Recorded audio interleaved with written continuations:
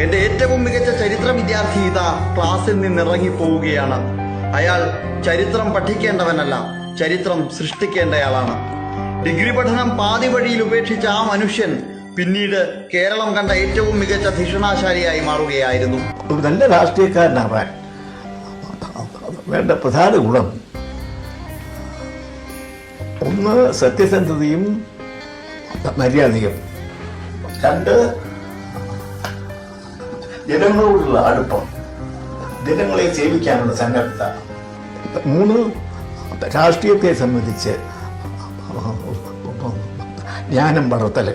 Communist ആചാര്യൻ എന്ന നിലയിൽ മാത്രമല്ല, കമ്മ്യൂണിസ്റ്റ് പ്രത്യയശാസ്ത്രത്തോട് ഇത്രയേറെ പ്രതിബദ്ധത പുലർത്തിയതാണ്. കുട്ടിക്കാലത്ത് ഞാൻ തന്നെ ഒരിക്കൽ EMSന് ചിന്തയിൽ ഒരു കത്തെഴുതി, കമ്മ്യൂണിസ്റ്റുകാരനെ പ്രേമിക്കാമോ എന്നാണ് ചോദ്യം. മറുപടി, കമ്മ്യൂണിസത്തിന് വേണ്ടി ആണെങ്കിൽ പ്രേമിക്കാം. അപ്പോൾ മനുഷ്യന്റെ സ്വകാര്യ വ്യവഹാരങ്ങൾ പോലും കമ്മ്യൂണിസ്റ്റിന് വേണ്ടി ആകണം എന്ന കമ്മ്യൂണിസ്റ്റ് പ്രത്യയശാസ്ത്രത്തോട് ഇത്രയേറെ പ്രതിബദ്ധതയുള്ള ഒരു രാഷ്ട്രീയ നേതാവ് ഉണ്ടായിരുന്നു.